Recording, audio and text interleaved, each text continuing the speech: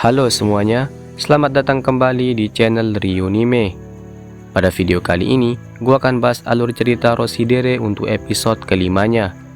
Seperti biasanya, setelah rilis episode 4 kemarin, sekarang gua akan bahas untuk episode kelimanya.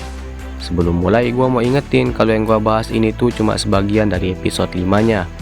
Atau bisa dibilang, gua cuma ambil bagian pentingnya doang. Untuk lebih detailnya, kalian bisa baca sendiri light novelnya. Oke, langsung aja ke pembahasannya.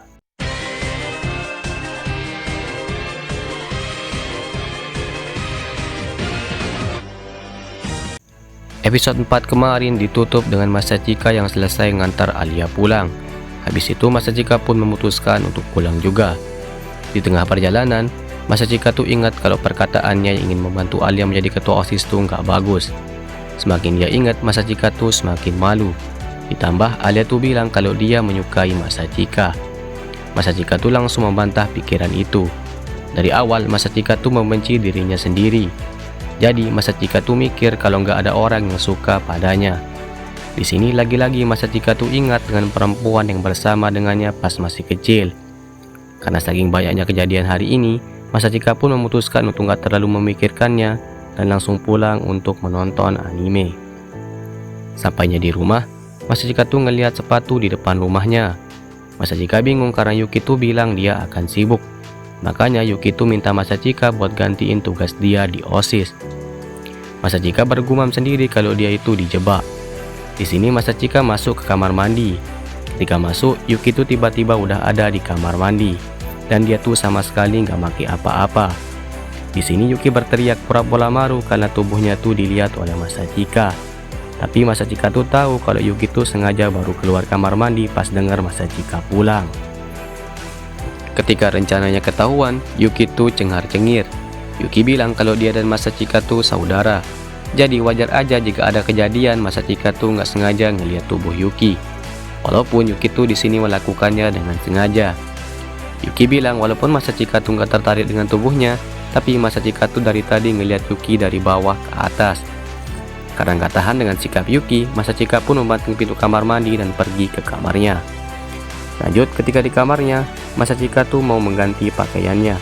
Tapi belum selesai diganti, Yuki tiba-tiba masuk dengan nendang pintu sambil membawa pengering rambut. Melihat Masachika yang sedang ganti baju, Yuki bilang kalau Masachika tuh punya badan bagus. Yuki juga bilang walaupun dia dan Masachika tuh saudara, tapi Masachika tuh benar-benar gak tertarik dengan tubuh Yuki. Oke, maksudnya di sini Yuki tuh ngomong sambil ngeliat adik kecil Masachika yang sama sekali gak berdiri walaupun Yuki tuh sedang gak pakai apa-apa. Lanjut, Masachika bilang kalau itu normal karena Yuki dan Masachika tuh saudara. Tapi Yuki tuh malah bilang kalau dia terangsang dengan tubuh Masachika dan dia ngucapinnya tuh berkali-kali. Habis itu Yuki nanya apakah Masachika tuh sudah memutuskan untuk gabung ke OSIS. Di sini Masachika menceritakan semuanya, mulai dari dia gabung ke OSIS dan memutuskan untuk membantu Alia. Ketika mengatakan itu, Masachika sudah siap diomeli Yuki. Tapi alih-alih ngomel, Yuki malah bilang kakaknya tuh diambil oleh Alia yang E-cup. Untuk E-cup itu kalian cari aja sendiri. Lanjut, di sini Yuki tuh ngamuk sambil ngomong ngasal. Masachika yang gak tahan lihat Yuki malah memeluknya sambil mutar ke bawah. Jadi posisi Yuki tuh sedang ngamuk di kasur Masachika. Dan Masachika tuh memeluknya sambil berguling ke bawah. Yuki bilang apakah Masachika tuh ingin mengambil pengalaman pertamanya. Masachika bilang kalau Yuki tuh bodoh berkata seperti itu. Di sini Yuki ngingetin kalau Masachika tuh pernah memegang dia pas masih kecil, tapi Masachika tuh nggak ingat. Habis itu Masachika mencoba minta maaf karena memilih Alia. Tapi Yuki bilang gak usah minta maaf. Yuki tahu walaupun Masachika memilih Alia, bukan berarti Masachika tuh membenci Yuki. Di sini Yuki berjalan keluar sambil bilang kalau dia dan Masachika tuh adalah rival. Yuki bergumam kecil kalau dia tuh nggak bakal kalah. Lanjut, keesokan paginya, Masachika bangun karena alarmnya tuh berbunyi. Tapi di situ nggak ada tanda-tanda Yuki.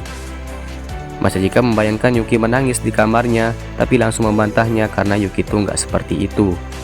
Ketika ingin berjalan, kaki Masachika tuh ditarik oleh Yuki dari bawah kasurnya. Oke, kalau kalian ingat-ingat di episode 2, Yuki bilang akan menarik Masachika dari bawah kasurnya, dan itu benar dia lakuin. Tapi entah kenapa dia nggak bisa keluar dari bawah kasur itu. Yuki minta tolong kepada Masachika untuk membantunya keluar, tapi Masachika nggak mau.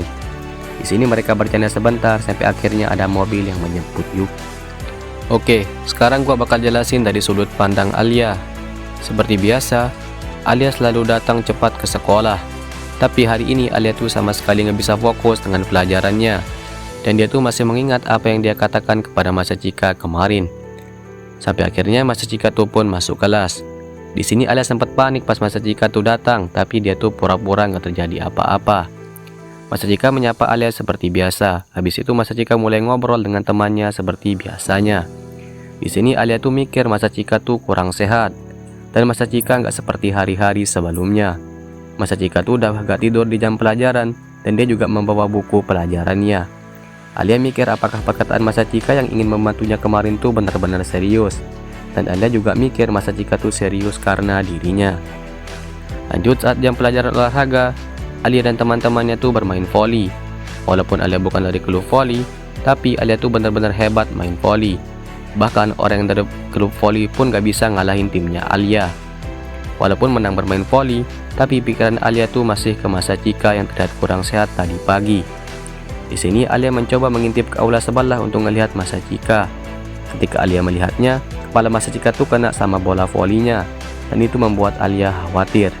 Ketika pertandingan selanjutnya akan dimulai, Alia tuh diam-diam menyelinap keluar dari aula olahraga. Oke, kali ini dari sudut pandang Masachika. Masachika mengelus kepalanya yang terkena bola. Jadi sejak kecil Masachika tuh punya masalah dengan bola. Mau apapun pertandingan yang ada bolanya, Masachika tuh selalu kena sama bolanya, kecuali saat jadi kiper sepak bola. Karena bolanya tuh selalu ngarah ke dia. Di sini Masachika bergumam kalau dia itu lapar. Jadi alasan Masachika terlihat kurang sehat tuh karena dia sedang lapar. Dan alasan dia bawa bukunya tuh karena sopir mobil yang nyebut Yuki tuh entah kenapa bisa tahu jadwal Masachika. Jadi semua yang dipikirin Alia tentang Masachika tuh nggak ada yang benar. Oke, mungkin segitu dulu aja untuk video kali ini. Jika ada kesalahan kata atau pengucapan, gue harap kalian memakluminya, dan sampai ketemu lagi di video selanjutnya.